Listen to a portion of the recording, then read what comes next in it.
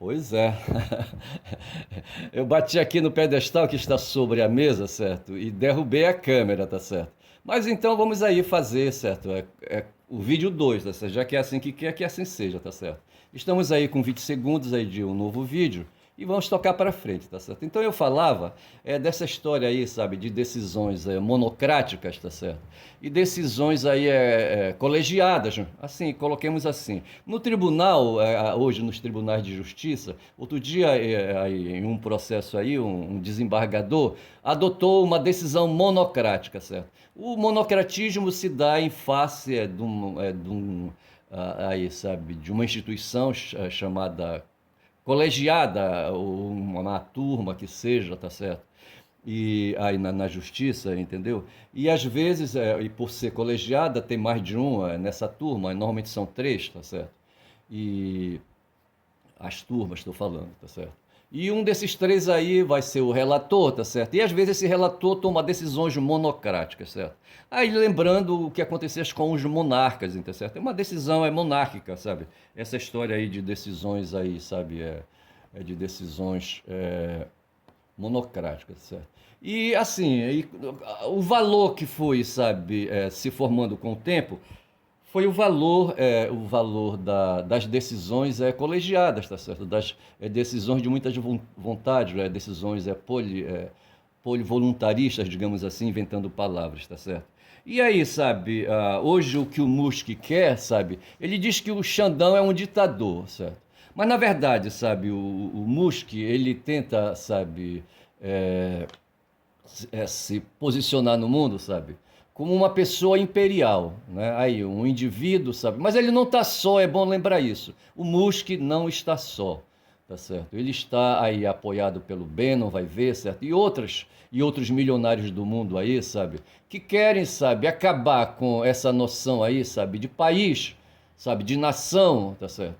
O globalismo, mais ou menos o globalismo neoliberal, sabe? Quando marcharam na direção ali da China, para aproveitar a mão de obra barata na China, marchou nessa direção, sabe? De acabar com essa divisão territorial do mundo, sabe? Tornar o planeta, sabe? O território do planeta uma coisa única e acessível, sabe? Aos empresários, aos capitalistas, tá certo? E dessa forma os poderes políticos, os poderes dos dirigentes políticos, os poderes de soberania, os poderes de cidadania, aí, sabe, se esfumariam, tá certo? E o mundo empresarial, o mercado, então, tomaria conta de tudo, tá certo?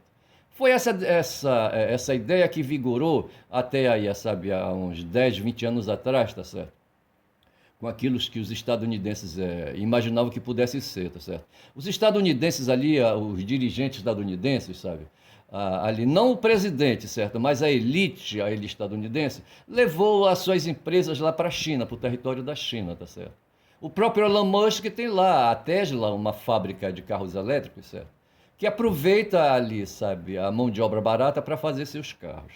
Então, assim, esse cara hoje, ele defende, então, esse rompimento de fronteiras no mundo e quer, sabe, resolveu atacar o Brasil, que é um território imenso, uma população imensa, tá certo? E quer, assim, destruir, na verdade, se somando a essas forças destruidoras do mundo, sabe?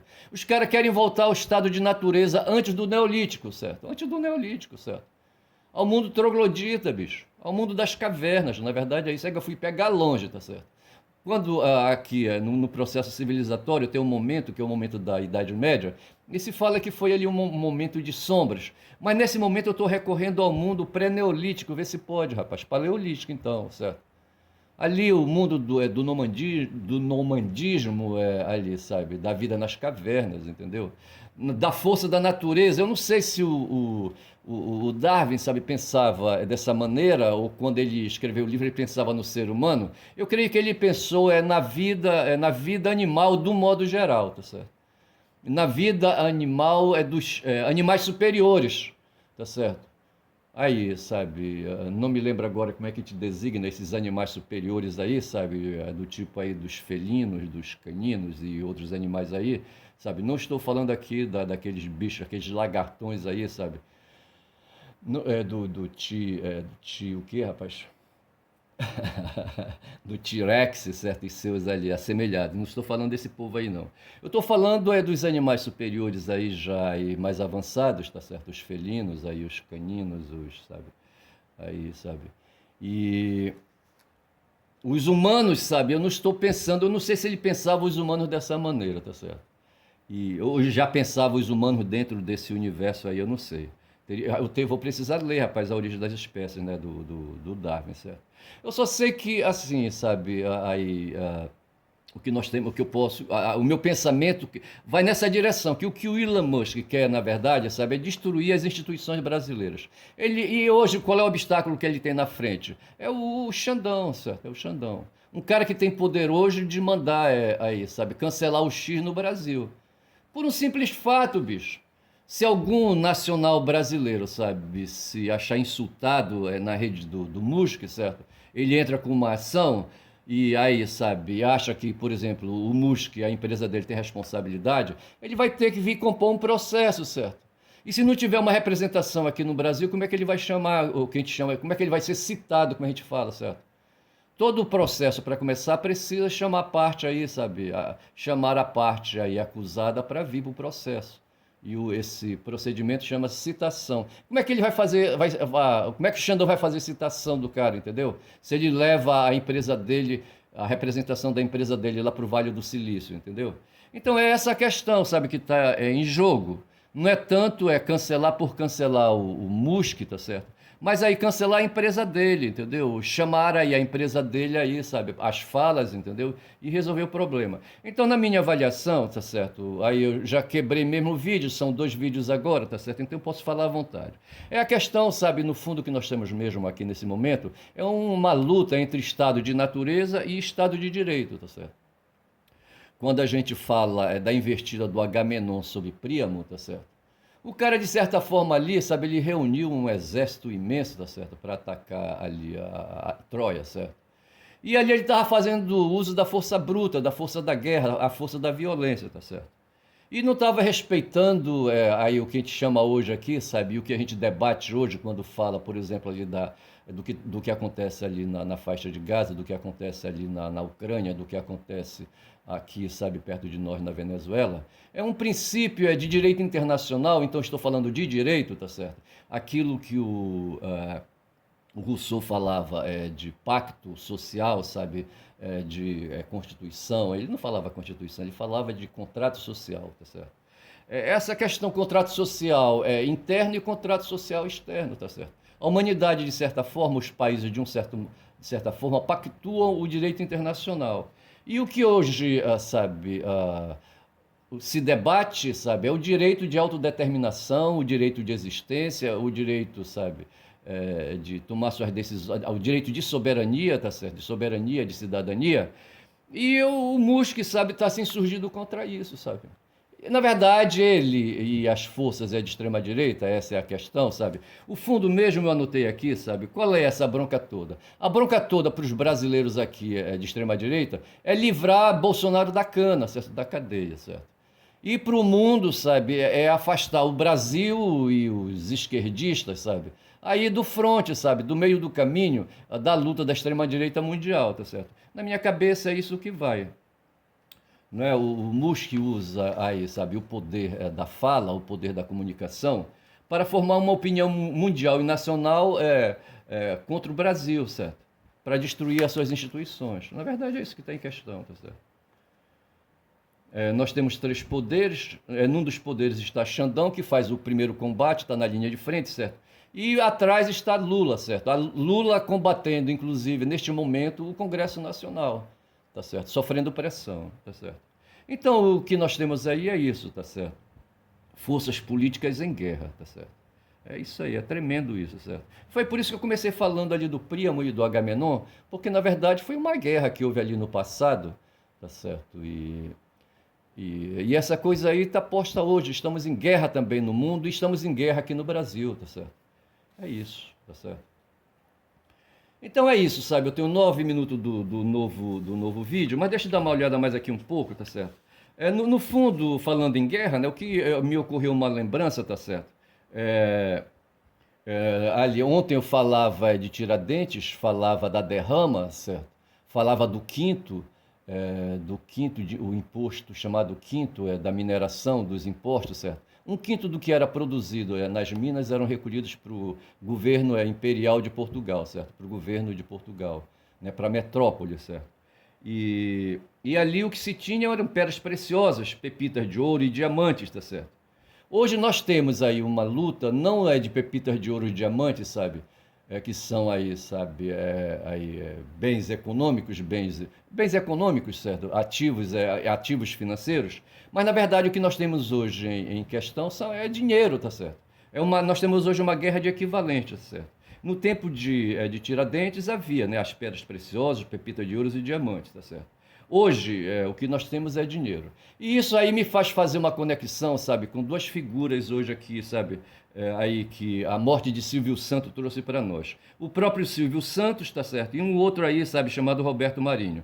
Eu anotei aqui na minha visão, sabe, assistindo o 247 hoje, certo? Que eles são dois oligarcas, certo? Dois oligarcas. O Roberto Marinho teve o pai dele, certo? Era um getulista, tá certo? Era um cara que apoiava o desenvolvimentismo, sabe? E eles estavam ali antes de 64, certo? E, o pai do Roberto Marinho, o Irineu Marinho, apoiava Getúlio, tá certo? Nessa época não se falava em Rede Globo. Só se foi falar de Rede Globo, de TV Globo, sabe? Depois que os militares derrubaram o governo de Jango, certo? E assumiram o poder em Brasília, tá certo? Silvio Santos e Roberto Marinho são duas figuras aí da ditadura, rapaz, não se pode dizer isso. Os dois ficaram aí, sabe, ricos a partir da ditadura. Eu anotei alguma coisa aqui sobre o Silvio Santos. O Silvio Santos era um camelô, bicho. Ele vivia de comprar disco de vinil, certo? Disco de vinil. E um dia apareceu na frente dele um cavalo encilhado, sabe? E ele montou. Esse cavalo encilhado foi dado por quem, certo? Não veio da venda de disco de vinil, rapaz. Não veio. Se esse cavalo encilhado não tivesse passado na frente dele, tá certo? Ali, sabe? Até hoje ele estaria comprando agora já não mais disco de vinil, já não mais MP4, sabe? Quem sabe pendrive, tá certo? Porque ele não teria ficado rico nem acumulado a fortuna que acumulou. O cavalo que passou na frente dele foi um cavalão ali do regimento de cavalaria do exército, certo? Dado pelos ditadores brasileiros a ele, tá certo? Certo. E ele e Roberto Marinho andavam de braços juntos, certo? Aí a Daphne falava, a Daphne do 247, certo? Eu acho que foi ela que falou isso. Ou foi, eu acho que foi a Daphne, sabe? Que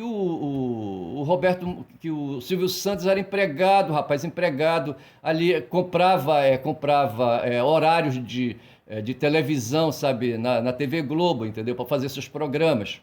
Tá certo? Tipo como fazem hoje aí, sabe, os pastores evangélicos, tá certo? E como fez, quem sabe aí no passado, o Edir Macedo, sabe? Comprava horário de televisão, tá certo? Eu conheci um radialista, sabe, numa época que eu fiz aí um programa de rádio, um teste, na verdade, tá certo? E havia um radialista que sobrevivia não pela locução que ele fazia numa rádio lá em Manaus, sabe? Eu acho que era radiodifusora, eu acho, entendeu? Radiodifusora. Ele vivia do horário que ele comprava e dos patrocinadores com os quais contratava para manter o programa dele, tá certo? O Silvio Santos faz a mesma coisa, certo? Comprava o horário, arranjava patrocinadores e com o dinheiro dos patrocinadores ele pagava o Roberto Marinho. E esses dois fizeram dessa maneira. Porque hoje, rapaz, tá enchendo o saco. Eu não conhecia o Silvio Santos, tá certo? Quem me falou do Silvio Santos foi meu irmão, sabe, falecido hoje, ele faleceu em 2017, sabe? E ele conheceu esse cara lá em Recife, sabe? O Silvio Santos, tá certo? Meu irmão conheceu o Silvio Santos lá em Recife, entendeu? E ele falou para mim, sabe, que a missa concorria, a missa que era celebrada aos domingos na paróquia de Jaboatão, hoje Jabotão dos Guararapes, certo? Havia o padre Genaro que celebrava essa missa, e meu irmão, sabe, fazia ali com o violão dele, sabe, o acompanhamento dos cânticos e puxava os cânticos. Essa tarefa depois passou para mim, tá certo? E eu fiz, bicho, bem ou mal, mas eu fiz também, tá certo? E E foi ele que me falou que naquele momento da missa havia uma concorrência com o Silvio Santos, certo? Naquele horário, e talvez aquilo prejudicasse até, sabe, a ida dos fiéis para a missa, tá certo? Mas é isso que eu queria dizer. Aí alguém disse, e a Daphne foi muito assertiva, sabe? Quando ele falou, quando ela falou, sabe, que esses dois aí, Roberto Marinho e Silvio Santos, foram dois puxa-sacos, certo? E talvez aí eu aproveite para fazer, sabe? Aí, sabe, o título desse vídeo, tipo assim, elegia a dois puxa-sacos, entendeu? E assim, depois quem quiser saber do que eu tô falando,